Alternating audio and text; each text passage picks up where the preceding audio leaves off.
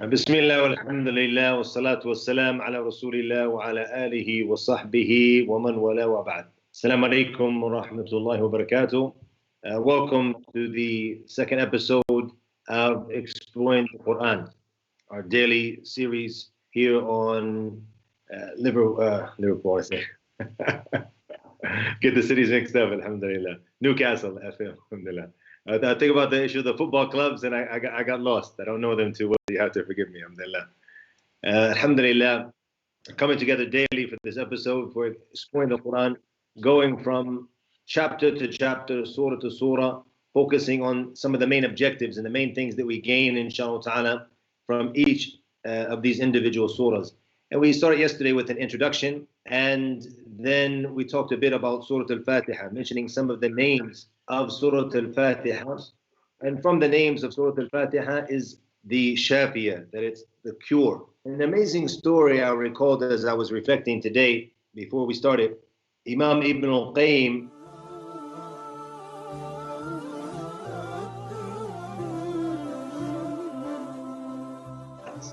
and don't pay attention and don't take advantage of the Quran. From those ways that the scholars mention is to leave making shifa with the Quran, subhanAllah. And Allah subhanahu wa ta'ala mentioned in the verses in the Quran that He sent down the Quran and it's shifa lima fi sudur, that's a cure for what's in the heart.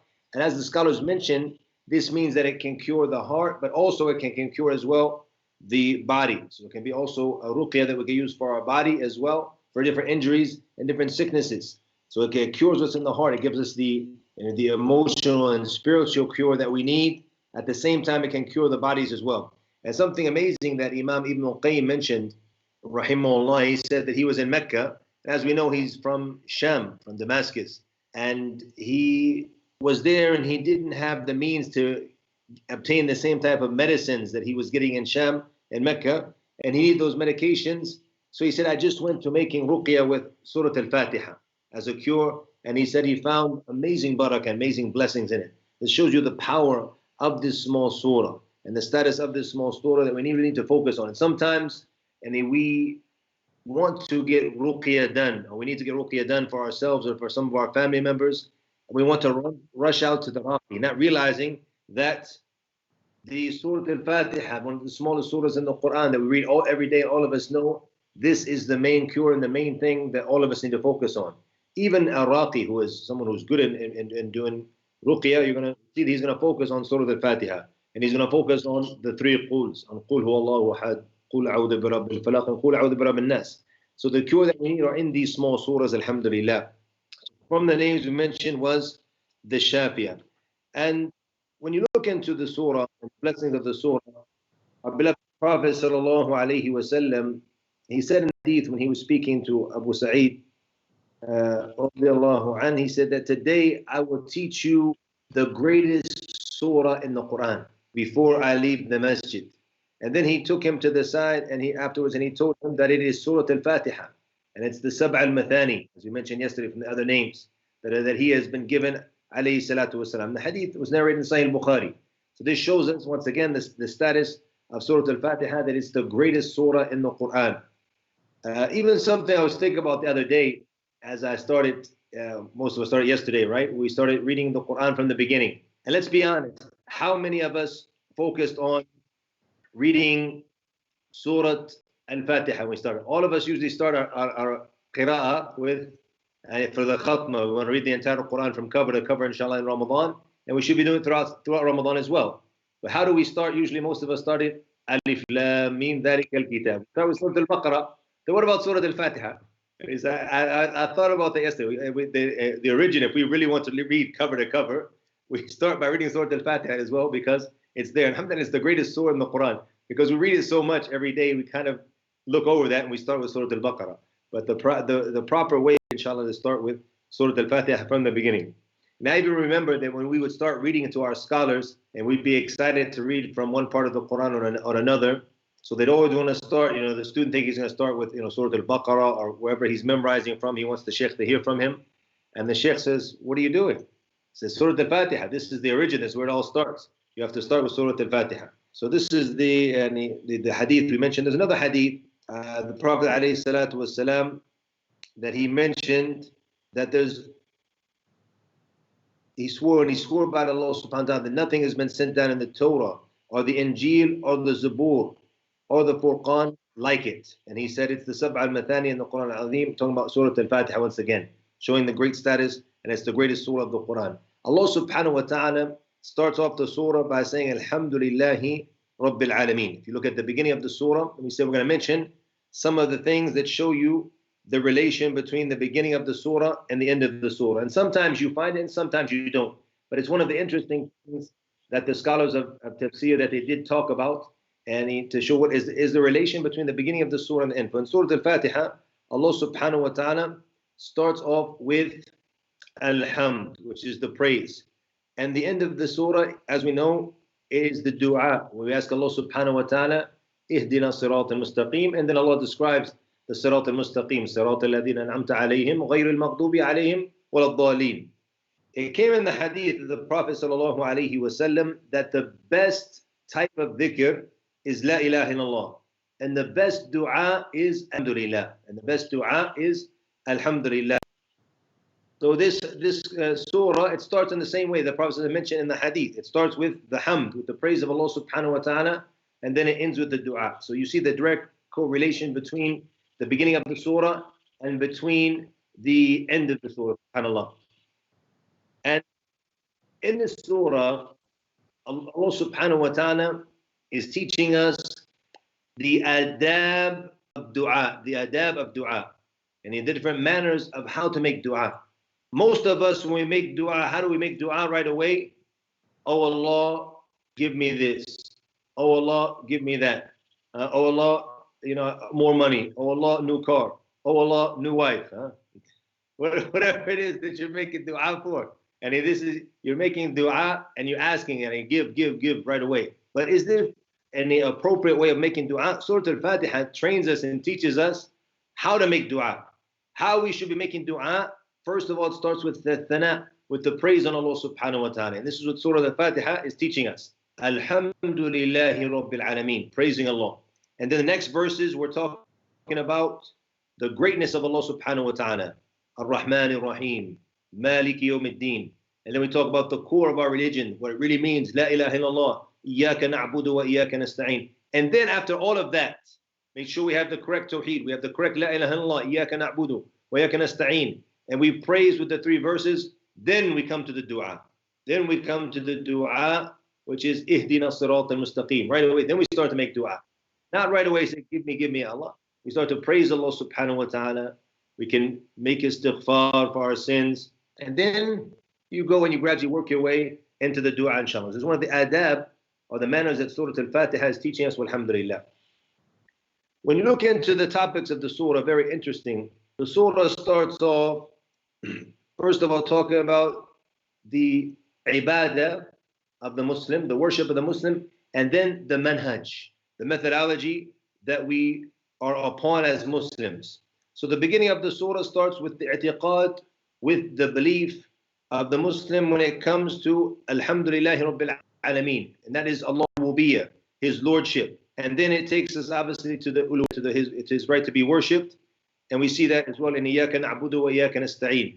And before that, Ar-Rahman Ar-Rahim, talking about Allah's beautiful names and attributes and the greatness of Allah subhanahu wa ta'ala. Also Malik Yawmiddin, from His names and attributes, Malik and as well, talking about the greatness of Allah subhanahu wa ta'ala once again.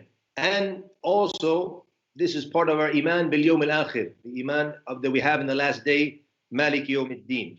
So all of this is showing you the basic fundamentals of the creed, of the belief of the Muslim.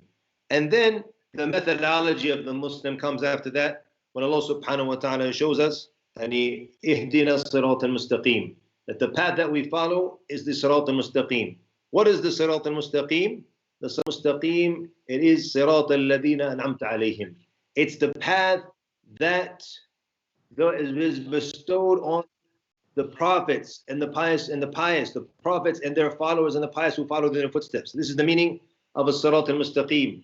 And then the methodology is to stay away from the people al-ghayr al-maghdubi alayhim wal-dhalin. Ghayr al-maghdubi, the ones who Allah has become angry with, wal-dhalin, those who went astray. And the tafsir here, the general tafsir, obviously the ones who had knowledge, but they refused to follow it. These are the ones who Allah becomes angry with. And the ones who are daleen, the ones who worship Allah, and they do worship, but they're on dalal, they're on astrayness. So we seek refuge and we stay away from these paths, and we strive to follow the sirat al-mustaqim, the straight path. And this is what we beg Allah subhanahu wa ta'ala for, and we ask Him a minimum 17 times a day if we're only praying our fard prayers. When you look into this blessed surah, even though it's so small, some of the scholars, when they gave the tafsir of just ayat, they wrote a complete volumes of books. Imam Ibn Qayyim wrote 4 volumes just talking about the issue of إِيَّاكَ نَعْبُدُ وَإِيَّاكَ نَسْتَعِينُ. I have in front of me one of the scholars from this gave a rather large as well, just talking about the tafsir of Surah Al-Fatiha, just Surah Al-Fatiha, and not the entire tafsir of the Quran. That shows you how deep the surah is. When Allah subhanahu wa ta'ala starts off with Alhamd, from the benefits of the surah, because Allah subhanahu wa ta'ala created us and He gave us all of the blessings, He is the one who deserved of Alhamd and to be praised subhanahu wa ta'ala. And as it came in the hadith, that very your Lord, He loves Al-Muhammad, He loves to be praised subhanahu wa ta'ala, and that is His right upon us.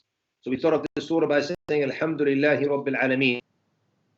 This surah also reminds us of 2 of the greatest al-qulub, the actions of the heart, of the ibadah of the heart, which is that of the ikhlas, the sincerity to Allah, when we say Iyyaka na'bud, only you we worship, Allah.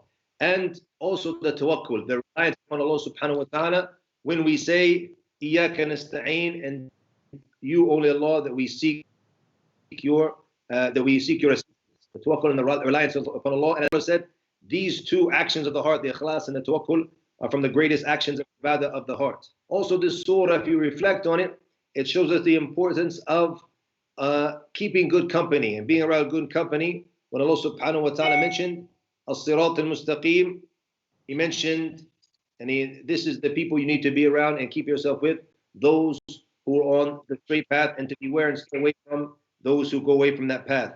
Also something interesting, when you look at when Allah said in the verse, He didn't say Iyyaka a'budu, which, and linguistically speaking, this is correct.